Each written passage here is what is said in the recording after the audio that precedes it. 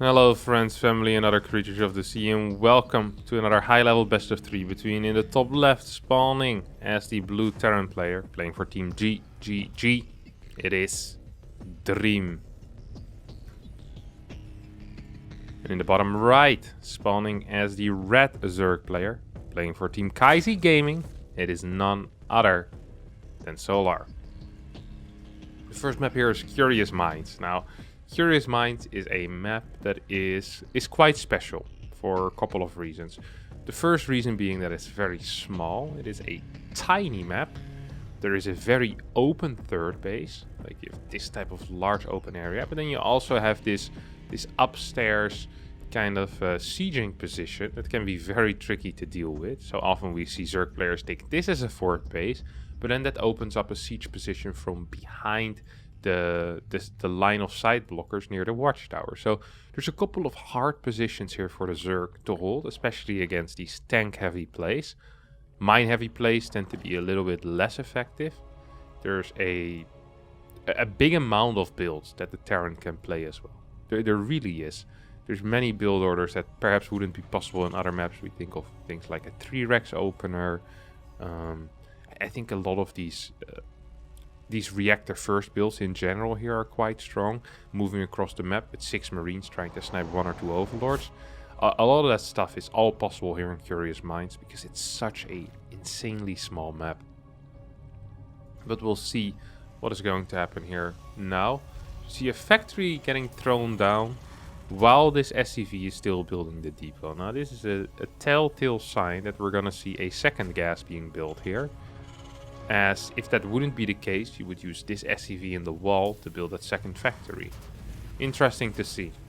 Interesting to start with. Often on smaller maps, Terrans prefer playing 2 gas over a quick triple command center. And the reason for that is they tend to be afraid of roadshot lanes. They want the faster Banshee, they want the faster Hellions, they want more scouting information, they want it quicker, and they want to be capable of having Banshees out when any type of roadshot lane hits. So it really would not surprise me if we would just... This is some very cool Reaper movement here out of Dream, who stays in the main base in the natural, just jumping back and forth for a very long time. Perhaps delaying that first creep tumor by a little bit. Well, not perhaps, definitely delaying that first creep tumor by a bit. Look at that. First creep tumor finishes up at 3 minutes and 6 seconds in. Now, to some of you that might sound like nothing changed, but this is the timing, or almost the timing, of the second creep tumor from starting from the first tumor. So yeah, there's almost a 15 to 16 second delay here on that first creep tumor, and that's a little bit annoying, especially if you're playing against a 2-gas opener in which those first units are out quicker. Moving on towards your third base is going to be a little bit harder. Look, there's not even creep connecting yet. That is really weird to see. That is something that we don't see at the high level very often. So Dream, although he didn't achieve much in a result of killing Lynx or trying to kill a drone, he did manage to delay that first tumor by a fair amount, and it could definitely, well, not snowball, but it could help him a little bit in that early phase here where the Hellions can easily rotate between this area and between this area. Imagine 1 extra tumor being out there. That rotation becomes a lot harder. Dream's going to use that right now, this rotation, to try and get into the natural base. Takes out a couple of Lynx, but Solar is cleaning this up and will only lose 3 workers while killing 4 Hellions and a Reaper. Well, as long as this Hellion does end up falling, of course, it's completely possible it survives. No. 4 Hellions and a Reaper go down. We saw 5 Lynx and 3 drones go down. Fantastic trade for Solar. It's magnificent. Really great trade. Dream once again is trying to get in here. I don't think he can. Yeah, he pops in, pops out. Like a Diglett, not sure whether he wants to dig or not. Spore is quite quick here, but it's the correct call, as you see Dream actually opening up with a very fast Banshee with that cloak. The Banshee cloaking field, as it's called. Often just referred to as cloak by everyone who wants to save a reasonable amount of time. Stim coming down, and we see an 8 Hellion opener total. Now there's only 4 Hellions remaining because the first 4 died. That doesn't make it less of an 8 Hellion opener. Delays the barracks by a fair amount, of course. So we have barracks 4 and 5 on the way. This is not an issue because the third CC is already done. So it's not like there's going to be some weird 2-base all-in. Quite the contrary. This is just a pretty standard play. The question is what's going to happen here with this factory. Is he going to swap it towards the tech lab? Is he going to keep it on this reactor? No, we do see a tech lab swap. I like that. I do love tanks on this map so much. And seeing someone go for mines here, it just hurt my soul a little bit. The Hellions here should maybe try to take out some of the creep, or obviously want to take out some of the future creep, if any creep does end up showing up. These Banshees good for 4 kills total. I think all of those were drone kills. That's not the greatest amount of damage that you can do with Banshees. Creep tumors are going to get taken out as Solar is keen to go for the surround. This is cool to see. He's just checking, hey, is my opponent paying attention? Doesn't want to go into the range of the unit quite, but I can assure you that if Dream had not moved those Hellions back, the surround would have happened and Solar would have gladly taken those Hellions for free. And although these Hellions don't serve much as a purpose anymore in the way of a harassment unit, they can still be used in 2 separate cases. Well, 3 separate cases. They can be used to stop any type of run-by in unison, kind of, with these Banshees. If you use these guys together, they're very powerful against not only Lynx, but also against Banelings.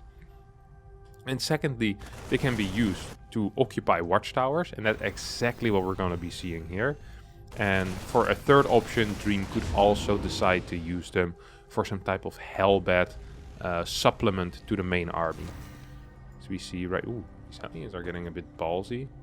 And they're also going to straight up die. That's what you get if you're a ballsy Hellion.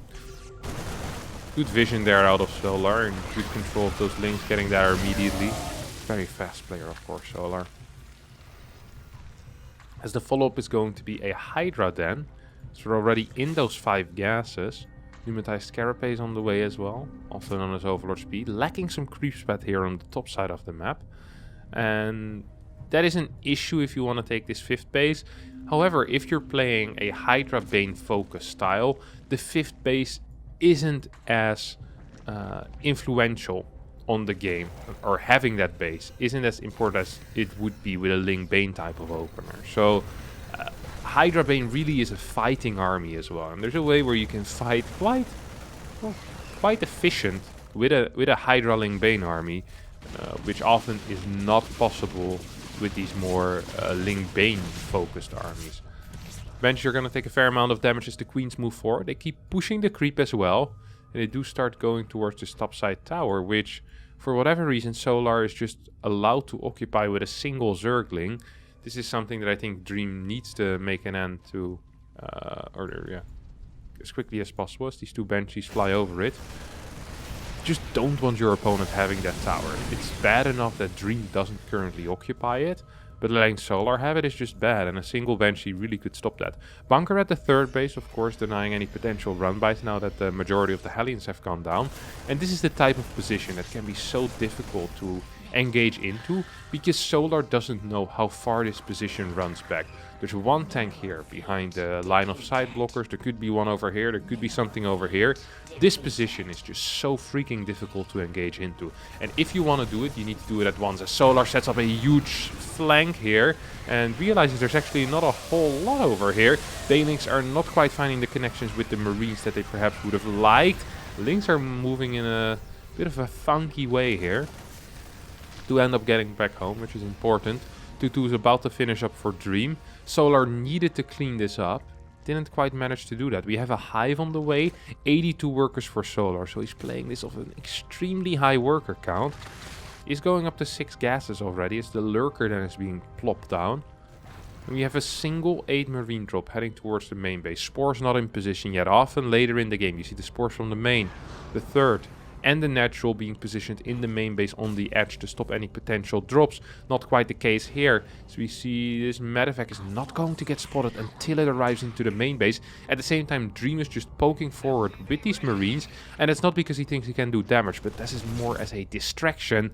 Big link run by is being set up as well as these Marines enter the main base, take out a couple of drones, and immediately start going to work on, well, they switch targets 4 times, the infestation pit. the drones and then some of the links, as all of these buildings are going to stay alive for now. You have this small marine force still poking their head forward, just like the head of the snake. No, wait, if you cut off the head of the snake, he's dead, right? That's different with these marines. If you cut off these marines, new ones will show up. Oof. That is a very big engagement here out of Solar. He's actually going to be able to clean this up completely. That is somewhat surprising, as I feel like there should have been more maybe. There's 3 tanks just chilling at home. There's a large army as well here on the top side. So we have 2 liberators moving in towards the 5th.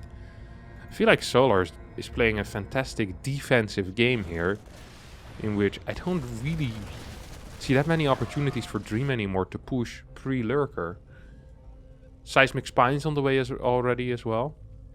There's a lot of money. There really is. Carapace, Seismic Spines, +1 range, 2 Vipers, Adrenal Glands. All of these upgrades are very gas heavy. But Solar just managed to get whatever he wanted this game off of these 6 gases. It's already up to 7 gas as well. Could go up to 8 or even 9 if he wants to. Lurkers, of course, a unit that require a crap ton of gas to be built. Not only for the Hydra list, but also for just morphing the Hydra into the Lurker. There come more Hydras moving forward. We'll take out this Liberator. This type of one-dimensional harass isn't really going to do anything against a player like Solar. Like, you really need 2-3 things going on, and then you might hope to do a little bit of damage. But if it's just, what, 1 Liberator at the 3rd and 1 Liberator at the natural, yeah, Solar's gonna lose 2 drones and you're gonna lose both Liberators. And that's exactly what happened here. Big Ling army.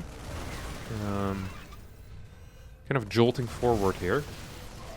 Trying to take out these Marines and Marauders, but the control out of Dream just absolutely fine. We'll keep it alive. Defensive position here is looking solid. Couple of tanks well spread out.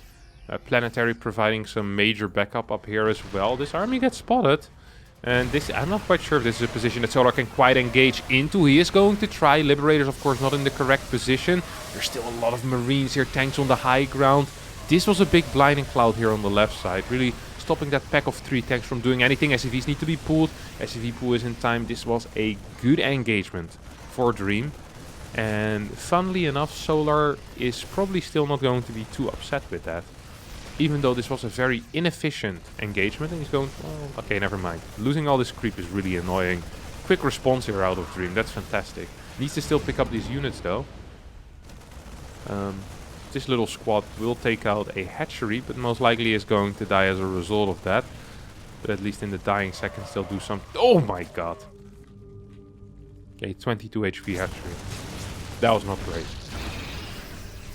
That was really not great. A lot of creep has disappeared though. And Solar right now wants to go again as soon as he can. So he got this trade. He didn't deal a lot of damage to the economy. But he feels like he traded in a way where he's going to get a higher value army back a lot quicker. And I kind of agree with that. Look at this. This is a big army. This has lurkers in it. Once again, these tanks still in the same position. A single blinding cloud will take 2 of them out. Lurkers burrowing in. Bailing's trying to get the connections, and they're getting a lot of good connections here. Dream actually struggling very hard. Tanks on the high ground, not in position. SCVs need to be pulled away as well. We have another scan as the lurkers are still going kind of ham in here. There's no tanks holding this 3rd base currently, as the Ghost will try to shoot at these Hydras and these Lurkers as they return to a more defensive position, a little bit further away from that natural ramp. Tanks right now are moving down. We need a good spread on these tanks. All of them at the same spot is not quite what we want. This is a decent spread. It's not fantastic. There's not enough Marines here to really fight these Lings either.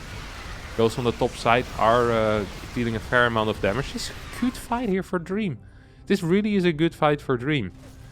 Knight is in the main base, however, can't really go up. Will go up, and 2 lurkers pop out, but a quick scan will take care of that. Solar is in a world of trouble right now. As he's running out of steam with these pushes, the setup for Dream is getting better every second. Knight is not going to finish on this base. It felt like Solar was really close to breaking Dream. But then in the end didn't break him. And that is often the worst thing, because you keep investing more and more resources, as we really see in that resources lost. I mean, 9k down already. It feels like Solar has another shot though. it feels like Solar is going for one more big attack. And something that is quite characteristic of Solar is the often high link counts in these armies. We'll see a player like Dar go with 50 banelings and a very high lurker count, 18, 19 lurkers. Solar seems to be keen on going for quick moves with high link counts to force a surround on the opponent's army, and then the lurkers and the banes to get those free connections. Links have been sacrificed right now as kind of cannon fodder. Lurkers are zoning out Dream's army here towards the bottom side as the banelings go absolutely ham here on the top side base. This 12 o'clock gets taken down. At the same time, the Nidus in the main base is going up. This was merely a distraction, but what a distraction it was. It's like the clown meant to distract also manages to rob a bank on the side. That's exactly what Solar is doing here. This is a robbery in broad daylight. 4 lurkers make its way into the main base to pop back into the Nidus. As the snipes get cancelled. Of course, they don't have infinite range across the map. So the next Nidus is going up here as well. Third base is getting blasted here by Solar. GG gets called and Dream gets broken. Beautiful sequence of attacks here. These small little cuts that Solar keeps applying to his opponent. And was a bit too much here for Dream as game 1 goes to Solar. We'll be heading into game number 2. Fantastic game 1 out of Solar. As the second map is going to be Pride of Altares. Orgullo de Artalis in Spanish. Luckily I'm English, so just Pride. Solar is going to be quite happy with this map. This is the type of map where if this is your second map and you won the first one and it's a best of 3 and you're playing against the Terran, you're in pretty good spirits currently. Pride of Altar is definitely the top map pick for Zerg very often. I'm actually surprised we see it here, because that makes me wonder, what did Dream veto? It's a best of 3, you have 2 vetoes. Glittering Ashes seems like a clear candidate. Hardwire or 2K Atmosphere, I guess, would be the only leftover choices. There's no way that Dream would veto Blackburn. You've seen Curious Mind already. He would not veto Berlingrad either. Solar's vetoes most likely were Berlingrad and Blackburn. So then it's Glittering Ashes and 2K and Hardwire. Which means he vetoed either Glittering and 2K or Glittering and Hardwire. Keeping Pride of Altaris in the map. Odd choice. Very odd choice here out of Dream. This is such a good map, and the reason for that is that you have this gold base that provides a lot of value for the Zerg, way earlier than it does for the Terran. There's a crap ton of bases that are almost impossible to take for Terran, but are semi-viable for Zerg, right? If you get good enough creep spread. The middle area is extremely open. It's difficult to take good engagements for Terran.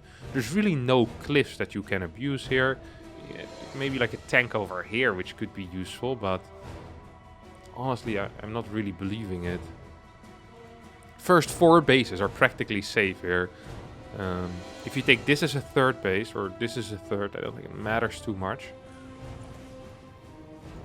We'll see what Solar is going to do. Takes the 28 hatchery. As he's mining, I guess, with a single worker here in the gas. And this is what is often referred to by the initiated. Ooh, did he just get a freaking drone on a large map? That's some nice control. This build is also known as the Advanced Clash Opener. It gets a hatchery at 28, gets the Queen before the second Overlord, and you get a force supply block at 44 out of 44, at which time you will build 2 Overlords. This is a build that is extremely weak against a 3 Rex Reaper opener, but is completely fine against everything else. It flows nicely. You always get the hatchery down on your third base because you get a 28 hatchery, which is 2 supply earlier than you usually do. And you pull your workers out of gas a bit quicker to allow for a higher mineral economy. It's cool to see. The reason why it's called the Advanced Clash Opener is because Lambo and Elaser came up with this build when both of them were in Team Clash. And thus the Advanced Clash Opener. I think there was a simple Clash Opener initially.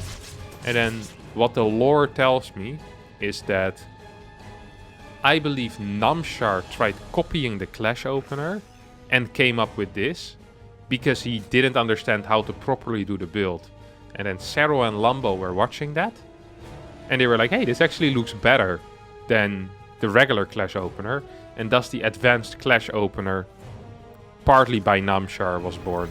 Apparently Namshar still had some weird errors in there, but once these got kind of shaved out of the build, everything was fine. Now that was everything here for the Zerg opener. A little bit of lore, you know. You want to have some lore with these build orders. And I got the lore for your build orders. This is something we've seen a lot out of Terrans. On this map specifically, it is the Triple Rex before 3cc. And I think Solar caught wind of that. He sniffed it out. And by sniffing it out, I mean he scouted it with an Overlord. Now gets the Ling in as well. And this is as clean a scout as it gets. This is not a good start here for Dream. We immediately see the Roach Warren get thrown down. As the Reaper flies all the way forward. Gets bopped. eBay gets thrown down in the natural here for Dream. Dream's going to struggle mightily getting something done. Goes into 5 Rex even. An extremely heavy all-in here. This is not dedicated pressure. This is really just all-in. He needs to kill his opponent or deal an almost fatal blow. Like significant damage is what needs to be dealt here. Really. Taking out a fort base probably isn't good enough. Just taking out a fort base. Especially roaches as well here, yeah. So often roaches are considered the optimal solution to the 2 base pushes. As the roaches in that mid-game phase, when neither player is maxed out, are so darn good. Not only are they easy to build in high numbers, so you get a very large number quickly, but they're also relatively cost efficient early on. As long as the tank count isn't that high yet, roaches are super good. They trade so well against Marines. However, once the tank count starts rising, these roaches become a lot less useful. But with a push like this, you're kind of pulling the carpet from underneath Dream, right? You give him this dilemma that he can't answer, and he needs to think, do I want my tank count to rise in order for me to be able to fight these roaches better? And that costs time because you only have a single factory. So do I wait for more tanks?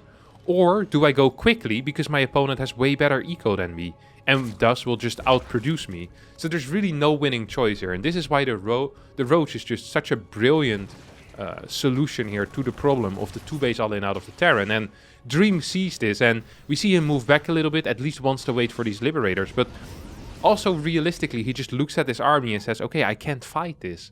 There's just no way. It's not possible. And you can move forward and be brave and say, well, I can't really let my opponent just go up to 200 supply and then get the free trades that he wants. But this also is not a solution. A tank gets taken out as well. So every tank that gets taken out is just another 32 seconds that Solar really wins. Because there is an amount of tanks where Dream is going to say, okay, this is what I want to hit with. But that amount just got delayed by 32 seconds. And it will keep continuing every single time we lose the tank. I love this Roach run by. I just love this so much. Because here Solar is saying, if I get a trade with these roaches, that is... oh, you can get that! That's another tank. Another 32 seconds. If I can get a trade with these roaches that is even semi-cost efficient, it's like 1 to 1.5 in the resource ratio. That's a good trade here for Solar, and soon it's going to be a fantastic trade as the gold is being taken. We have double lips heading into the natural. This drop in the main is actually dealing some damage. 4 workers have gone down as 7 Marines stay alive. Now the drop will continue on into the natural. Both Liberators are trying to siege up. Start taking out a couple of drones here. Queen will get... oh no, barely doesn't get taken out. Good control once again out of Solar. We'll end up losing 1 Queen. As the Lip in the main will take out a drone.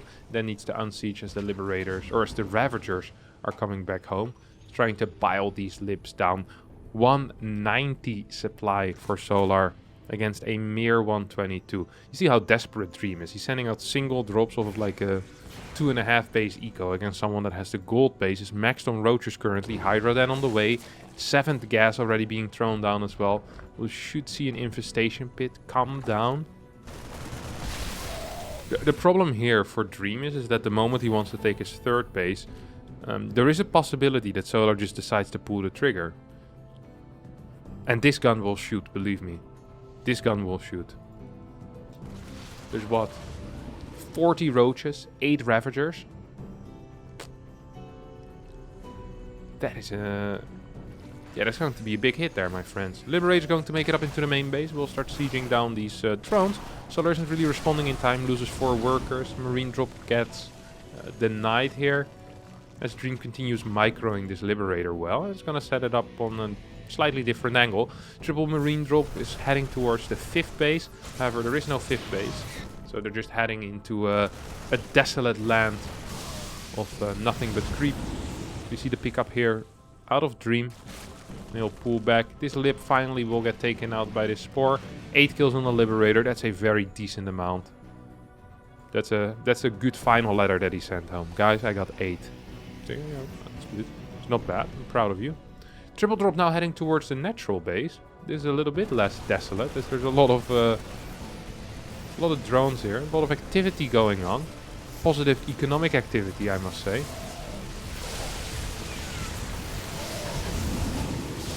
One medevac gets picked up, but the roaches once again just get a decent enough trade. We have the 2-2 upgrades coming out, as well as the Vipers.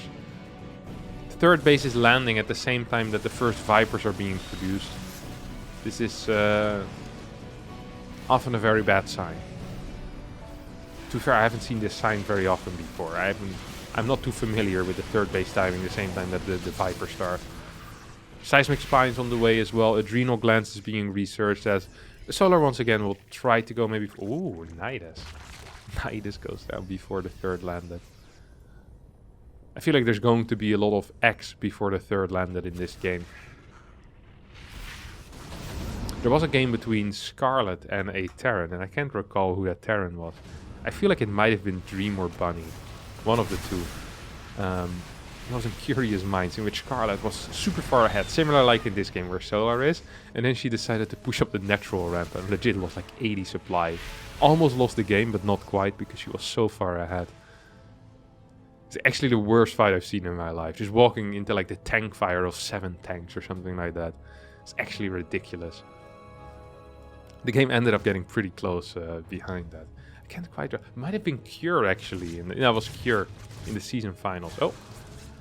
Medevacs will make it into the main base. Or, well, a single medevac will make it into the main base. Let's start fighting a queen, which gives Solar the opportunity to actually target down that medevac. Sloppy play out of Dream. Dream will at the same time snipe this gold base and get the pickup as well. Thus a large part of his bioforce gets retained. 2 libs. Once again, he's really keen on this double Liberator harass, and he's been doing well with it, but he's still just down about 4k in bank and 50 supply in resources. Let's take a look at this response time here out of Dream. He's currently microing this drop. Now sees the Nidus, immediately stims 3 of these Marauders. If the Nidus goes up though, that could be a huge issue. The Nidus will not go up, however, and there will be no huge issue. Next Nidus goes up into the main base, as at the same time we have Solar moving forward. Big blinding clouds hitting on all of these tanks. None of these tanks are sieged up either. Lurkers get into a big position. Orbital command at the third base. And I think that 3 might have actually just basically died here. Lurkers are being uprooted. Nidus did get cancelled or taken out by... What was it? By these Marauders, I think. Nidus in the front right now. There's not even a forward base yet here. Solar. He's already dead, man. Let him be. 3-3, not being researched yet for the Terran. There's just simply no money. Here comes the Lurkers. They do get popped out. They'll do a little bit of damage, but there's... Actually, is there enough bio? I'm not quite sure. Solar is coming in from 2 different sides right now. 2 different angles. And there is a bunch of libs. There's a couple of tanks in position, but it's 143 supply. These Lurkers move forward. Will try to take out a tank. Will not succeed, but at the same time, Solar moves forward here. Takes out 2 Liberators. Loses 3 Lurkers for 2 libs. This is a fantastic trade for him. Any trade is a good trade at this point. As long as he doesn't lose his entire army to a nuke, I think Solar is going to be just fine here. Sensor tower goes up, so at least Dream will be capable of seeing his incoming doom. as these exclamation marks on the map represent a major fear here for a Dream. Nidus goes down on the right side, Roach is moving there as well. A couple of abducts as the tank count is dwindling. We do have a single medevac moving across the map, trying to get something done, but that medevac needs to take out 4 bases, and even then Solar will still be ahead. Dream taps out GG, and Solar wins the series 2-0 here. Very convincing play out of Solar. Fun to watch him go. Good reads, solid scouting, fantastic player. That's going to be it for me today. I hope you all enjoyed today's ZVT Best of 3. If you did, don't forget to hit the like button, subscribe to our channel, and hopefully I'll see all of you for a new video in the future. Thank you for watching, and bye-bye.